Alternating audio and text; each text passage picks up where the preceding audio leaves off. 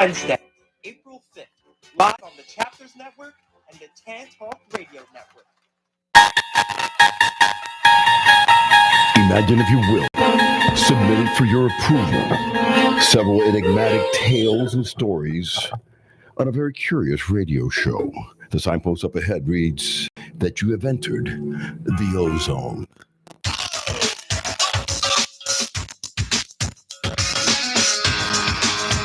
Hey, everybody. Welcome back to the ozone right here on TAN Talk. Your station for all good, curious things. Not just sports, but anything you want to tap into. I'm going to be talking a lot about a lot of different sports that have been going on the last week. I was myself in South Florida. Apologies last week. I wasn't feeling that great. Thank you to Steve McCarroll for pinch hitting for me like Matty Moda in last week's show. But I was able to call in a little bit, but I was a little under the weather. But I was in South Florida. Going to talk a little bit about that. Going to talk about the myriad of sports that are going on. In fact, think about it. We had college basketball. Obviously, this first week of the MLB is off and running. My goodness, the football draft is just a few weeks away. So a lot of exciting things. And by all means, come on in and call us in there at 727-441-3000, 727-441-3000. I've got my man Bobby on the board. And welcome your calls. I'll also be having my weekly guests, which is my nephew, Albert D., calling in here and talking because he is a huge NL East fan, especially the Atlanta Braves. We're off to a very, very good start. And locally here, there's no doubt that our Rays are off to a dramatic start. Going to talk a little bit about that too. But just an overview of the last week of sports. Think about it, man. You know, you had the LSU Tigers, the Bruins, in the NCAA finals and March Madness taking care of business on Sunday, and then UConn. My goodness, that's 5 titles in 25 years. You got to hand it to them. And, you know, when you think about college basketball a lot, you think of Duke and you think of North Carolina and you think of Kansas. But when you really, if you think in the last couple of decades and a little bit in the last 25 years since 99, sneakily, the UConn Huskies have won 5 different times. So you got to think of them as a dynasty, and they just walked through that whole NCAA tournament. And me being a Miami Rays kid, I was pulling for the Canes Saturday night, and but it was not to be. There was really no chance for them as UConn took care of business.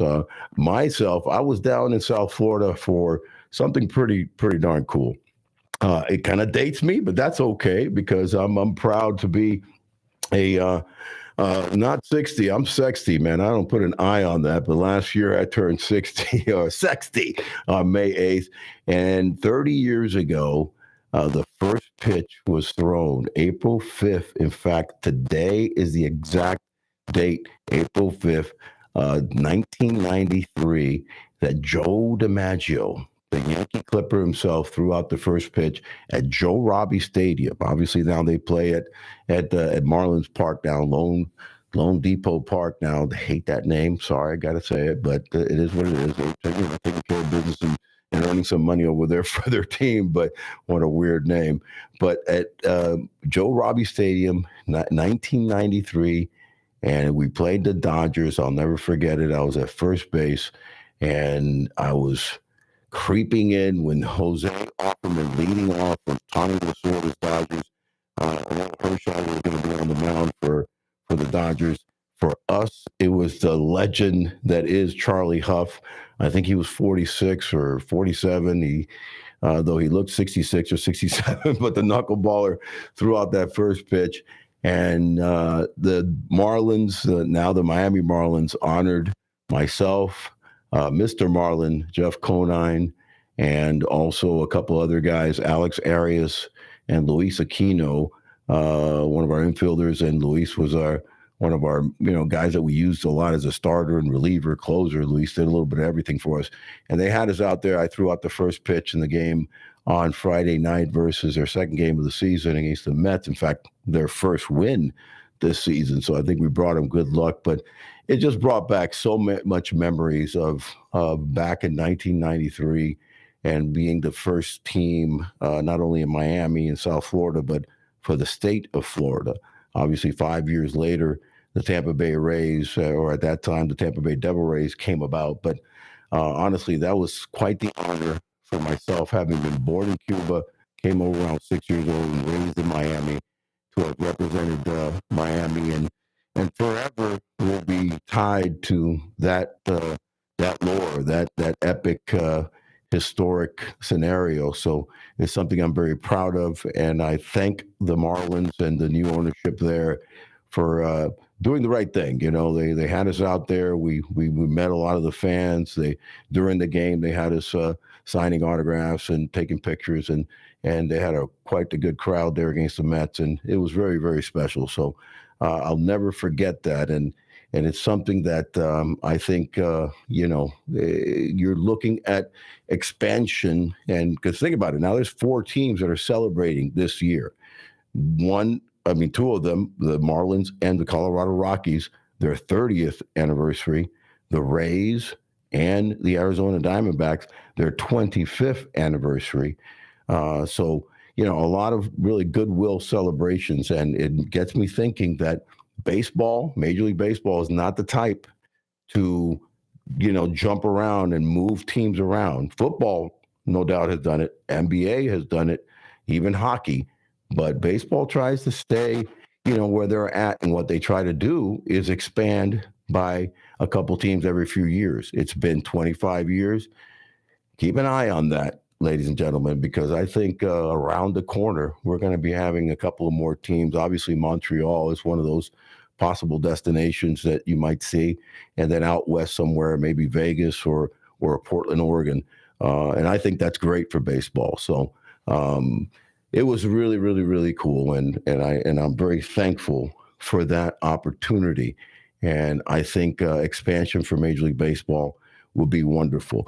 Remember, you can call on in at 727-441-3000. I want to thank, obviously, always Steve Vaccaro and the fine folks at Chapter Networks. I was just listening to Disco Dom Scala on with Joe Martin, and what a fun show to hear some of those great stories. I know a lot of us listeners here are old school Yankee fans from the 70s and 80s, and Dom was definitely one of those kind of like iconic people from that era.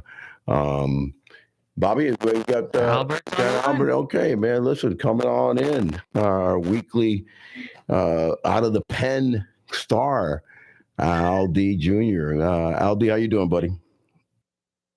Doing fantastic. Oh, happy to be back on.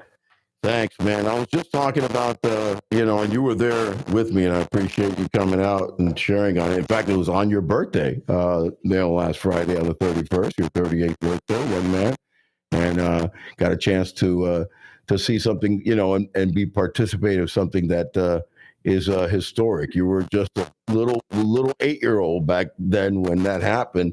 And in fact, I was just telling our listeners that today actually commemorates April 5th was the day that actually happened when Joe DiMaggio threw out that first pitch. And you got any memories from back then? And, baseball coming finally to Major League Baseball coming to the state of Florida?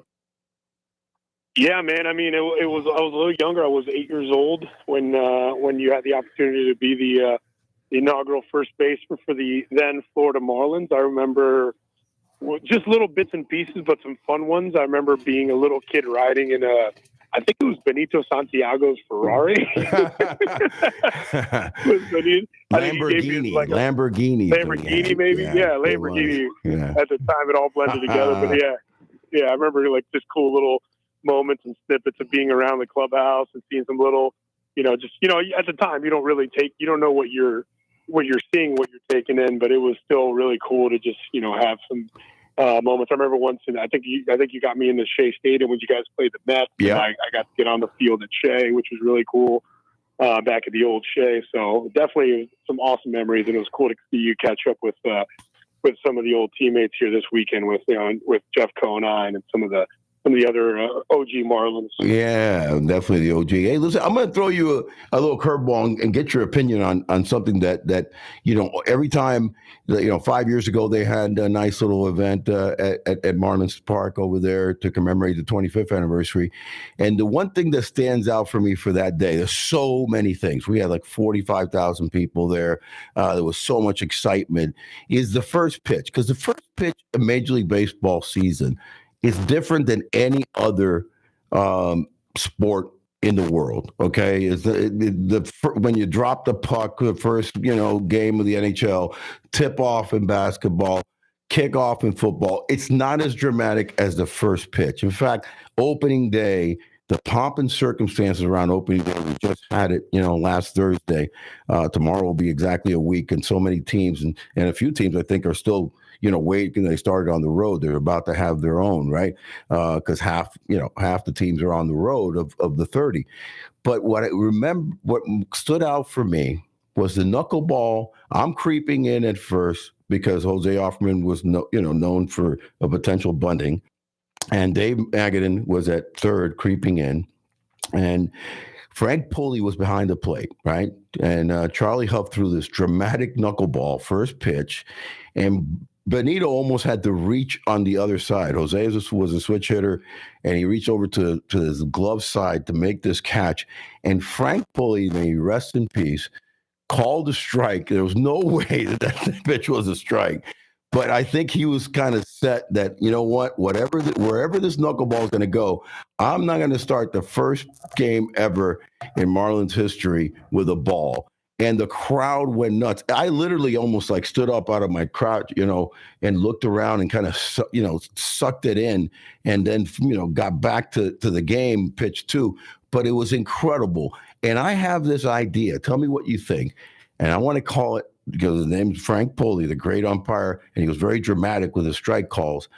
I want to call it the Pulley pitch. I think that in the future, every opening day, the home team, okay, so the 15 teams, that first pitch should be a four-seamer and automatically a strike, okay, that the hitter is not allowed to swing, and you just give them, it's going to be 0-1, and then the rest of the game goes as normal.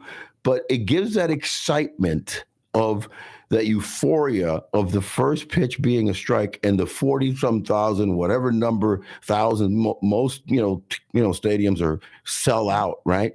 Because the reason I say that is 5 years later, I finally retire, and the great Vince Namoli, may he rest in peace too, hired me to be with the front office with the Rays, so at the time the Devil Rays. Wilson Alvarez throws out the first pitch. I'm at this game as a front office, VP. That game, I was just going to jump in and tell you, I was at Wilson Alvarez. It was March 31st, 1998. It was actually my 13th birthday. There you go. Wilson Alvarez threw it against Brian Hunter, man. And it was a fastball close, and I can't remember. I should have looked it up, but I can't remember who the umpire was. He calls it a ball, and it was anticlimactic, for the first, pitch for the history. So I think the Pulley pitch, I'm going to pitch it to MLB, because what do you think about that? And then when, the teams that are on the road finally get their opener, they get a Pulley pitch. So that everybody and all the pomp and circumstance and all the hoopla leading up to that first pitch is automatically a strike. And then you go on with the game and the season. What do you think about that? I think it's a little bit funky. It's a little bit different. I do remember that Wilson Alvarez pitch. I was there, and I remember in 2018 where Ian Happ hit a leadoff home run off of Jose Urena on the first pitch of the season at Marlins Park. Urena tried to groove a fastball down there, but they didn't have the Pulley pitch. No. It should be it should be not allowed to swing. The reason is because you want the euphoria of strike one for that home crowd, because you're going to have most of the, not everybody is the Dodgers and the Yankees and a couple other teams, Boston, that always sell out, right? Chicago, the Cubs. But, there's a lot of teams there that the attendance drops dramatically after that first game. But at least you get that excitement. It's something that has been in my heart. And I was reminded of that when I was, standing up, throwing out the first pitch this past Friday at that Mets and Marlins games commemorating our 30 years ago. And I just think that it's kind of something super cool to be able to have that first pitch be a strike and get everything excited and going for a season. But speaking of excited and going, holy cow, the Rays are off to an incredible start. They're 6-0. Not only 6-0, Albert, but they're 6-0. They've won all 6 games by 4 or more runs, which is definitely not the Rays way, which is usually 4-3, 3-2 type wins, pitching and defense. But their bats are hot. Luke Raley's got 3 jacks. Okay, obviously, the kid Franco is very, very healthy, and he's off to a couple of jacks, and several guys. Siri is hitting the ball well. But they're done something that hasn't been done since like 1888 or something, where the first 6 or more games have been won by 4 or more runs. So your take on the AL East, and maybe a little flavor of your Bravos were off to a good start too in the NL East. Yeah, man, it's remarkable. I think, year in and year out, myself, I'm an avid student of the game and student of one of my favorite things is how these successful franchises team build, right? How do you put together a squad, a 40-man roster that can help you compete? And year after year, the Rays just marvel everybody. They have a bunch of guys in their lineup that aren't, superstars, that aren't, high contract guys, but they compete year in and year out. And I think this year, it's actually a different formula than they've ever really used before. They kind of invented the idea of the opener, invented the idea of kind of leveraging all these power bullpen arms. This year, I feel like their calling card is going to be that starting rotation. Yeah. I mean, they went and got Zach Eflin over from the Philadelphia Phillies, who kind of finished his tenure as a Philly as a relief pitcher. And once again, man, whatever they do over there, they got into the especially with pitching. I mean, they've had some strikeouts with hitting and some guys, call ups that have struggled. But pitching wise, whether it's development, calling up a guy, drafting a guy, and preparing a guy, or bringing in either a veteran or a questionable arm that they retread, what success they've had over the last several years. Oh, to me, they're a version of what the San Francisco Giants did 2 years ago with their offensive guys, where they took Evan Longoria and Brandon Crawford and Brandon Belt, and they just said, "Listen, we're going to retool your swing. We're going to show you analytics on how, to improve your, batted ball data and all these different things." Because it's not like there's something in the water here in Tampa Bay, right? There's got to be a reason why they're able to take these pitchers and just turn them into, the best version of themselves. And by the way, Tyler Glasnow is going to be rejoining that rotation pretty soon. When he comes in, that's another frontline, absolute all-world dude who's just going to make them formidable. So, in the American League East, which I think is, if not the best if not the best division in baseball, certainly makes a great case for the second best. Is going to be a dogfight because the Yankees have most of their chips going towards the middle. The Toronto Blue Jays, to me, are a really scary ball club. The Baltimore Orioles are up and coming with some really nice talent. So. They called up Grayson Rodriguez today in his major league debut. There's a lot to be said about that division and how competitive it's going to be. And I think that Tampa Bay, once again, is waving the magic wand and finding a way to compete. What do you think about the NL East? Obviously, you know that division very well. You're a big, fan of the Atlanta Braves. Are off to a nice little start right now in their first week. I believe they're 5-1. Miami's going to be, everybody else is kind of playing a little under 500. Miami's 3-4. The Mets are off to a 3-4 start. Philly's 1-5, and Washington's 1-5. Not expect a whole lot out of Washington. Do expect a lot out of those other, 2 big East teams in the Mets and the Phillies.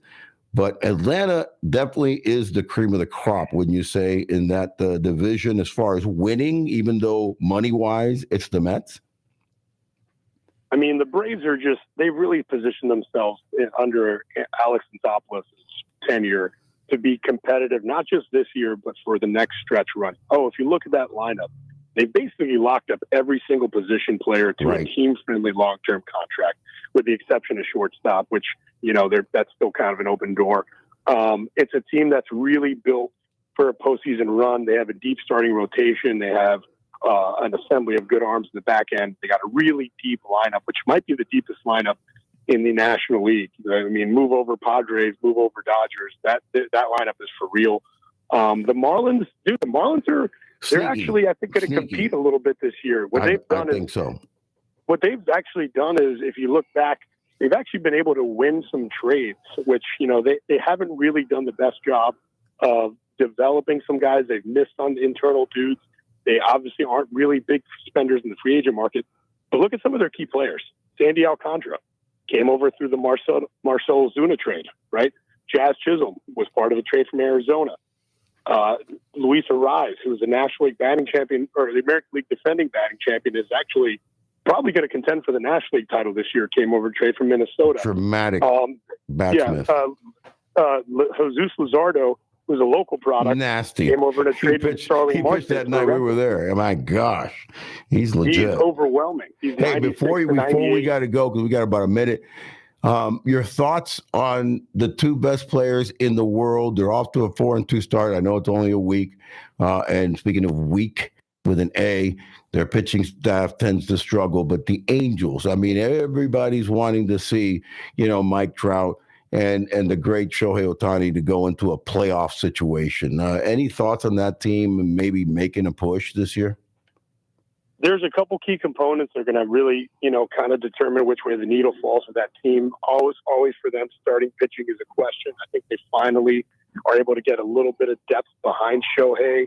I think Patrick Sandoval's in line to have a really nice season as a number 2 starter.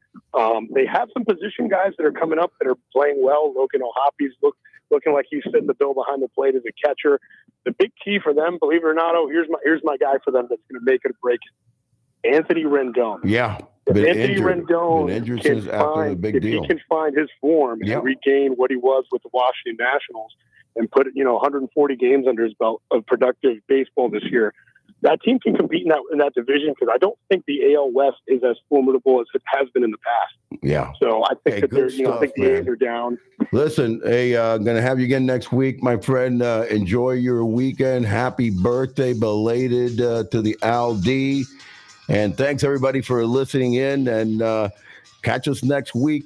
We talk a little more baseball, sports, and all the curious things in the world. You have some lies. You always ask what it's all about. Don't listen to my replies.